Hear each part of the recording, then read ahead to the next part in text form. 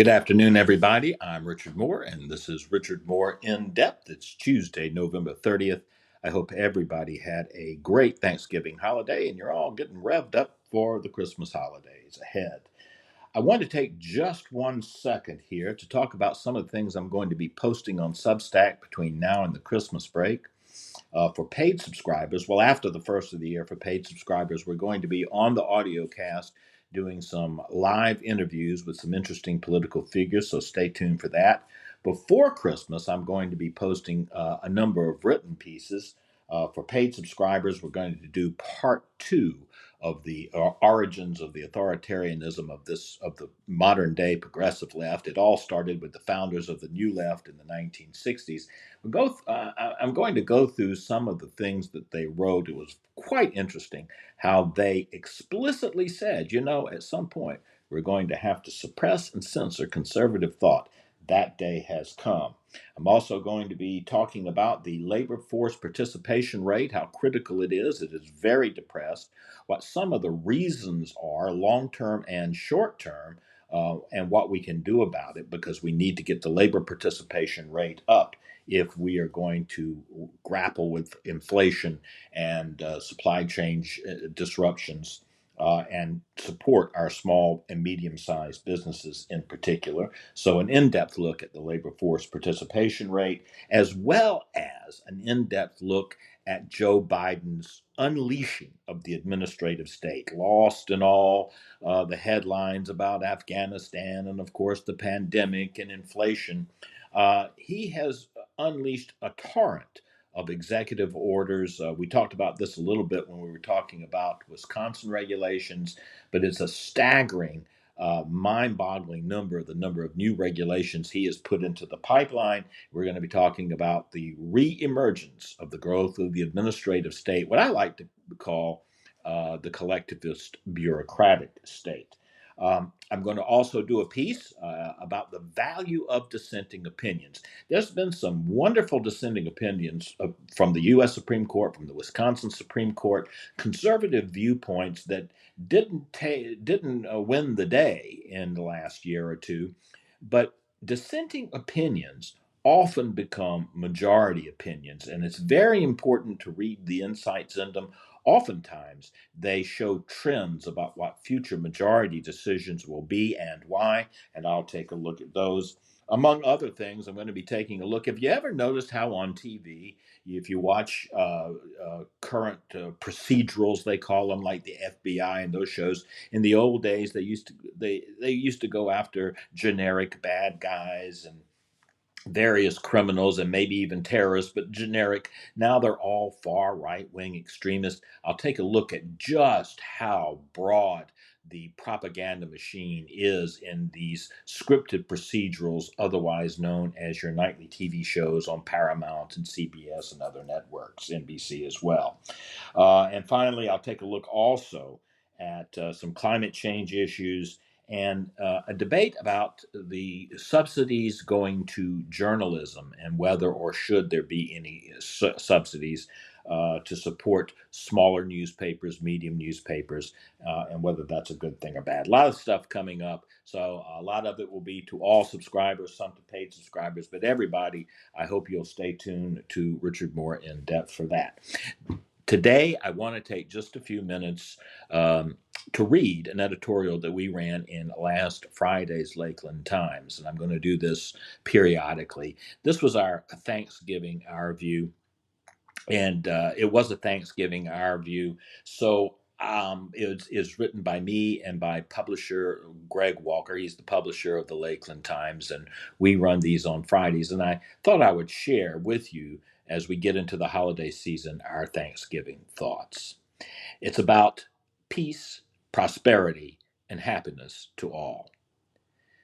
The alumni associations of some woke universities are participating they participated last week in a webinar that sought to reevaluate the Thanksgiving holiday, suggesting it might better have been called a national day of mourning. The idea was to expose the myth of Thanksgiving, in which English pilgrims seeking religious freedom shared a feast with Wampanoag Indians. There might have been good feelings, the wokesters tell us, but violence followed, not to mention the persecution and oppression of Native Americans and, of course, other minorities. It never ceases to amaze us just how asleep the woke can be. For the notion of Thanksgiving is to embrace a vision of prosperity and freedom for all, a dream of a festive and united future for all, not a nod to the riches we may or may not have already amassed. It is not merely to give thanks for the food on our tables, but to offer gratitude that our communities can gather together around the national table and raise a toast to our shared goal of peace and prosperity. Only shared visions can be transformed into shared accomplishments and triumphs. That we sometimes fail, and sometimes miserably, to live up to the standards of those visions and dreams is not the point. The point is to set aside a day to reaffirm our commitment to them, as well as to give thanks for the progress that has been made despite the failures. A national day of mourning would seek not merely to grieve that we have missed out on some opportunities for progress, but to dismiss the notion that any progress has been made at all, and to bury the vision altogether. We mourn people and things that have died, after all. To be sure, days of mourning have their place. Nationally, we rightfully grieve and honor those who sacrificed their lives so that the very vision of Thanksgiving and of our nation could live on. It does so because of them, and we rightfully offer them our respect. But a day of mourning simply to bury the American dream and to condemn it is egregiously dark and wrong. For it seeks to dwell on our failures, to ignore our most prominent successes, and to insist that a vision of a diverse, fair, free, and prosperous union is impossible. We reject this descent into dystopian dreariness. Our annual expressions of gratitude have helped us reflect on our mission in real time, and it has helped bring together those committed to tolerance rather than tribalism. Arm in arm, it has driven us to make ever greater strides in eradicating racism, to cite just one example. After all, a mere 60 years ago, there was still de jure segregation in many parts of this country. Interracial marriage was so taboo it could not be depicted on mainstream television. As late as 1947, our nation's armed forces were segregated. Giving thanks for the strides we have made, while acknowledging our failures and the need to do so much more, is the very essence of Thanksgiving. Indeed, this is how George Washington put it when he announced a national day of Thanksgiving for November 26th, 1789. He said, "And also that we may then unite in most humbly offering our prayers and supplications to the great Lord and ruler of nations, and beseech him to pardon our national and other transgressions, to enable us all, whether in public or private stations, to perform our several and relative duties properly and punctually, to render our national government a blessing to all the people by constantly being a government of wise, just, and constitutional laws, discreetly and faithfully executed and obeyed, to protect and guide all sovereigns and nations, especially such as who have shown kindness unto us, and to bless them with good government, peace, and concord, to promote the knowledge and practice of true religion and virtue, and the increase of science among them and us, and generally to grant unto all mankind such a degree of temporal prosperity as he alone knows to be best."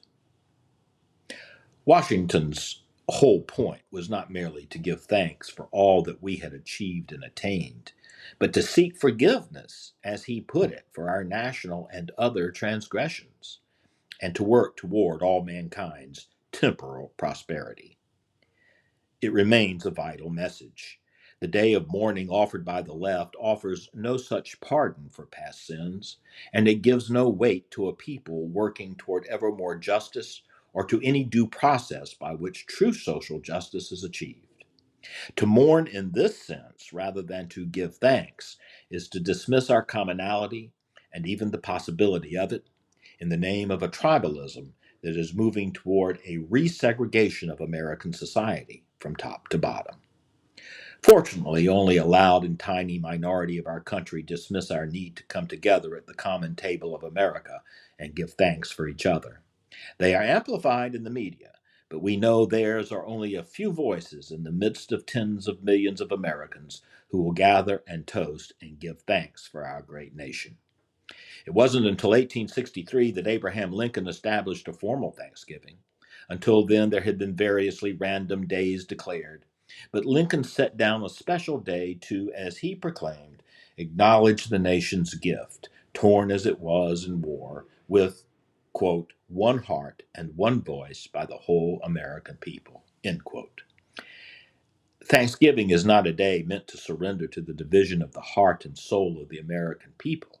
It is a day to quietly reflect with our loved ones, our one heart and one voice, the voice of the American people.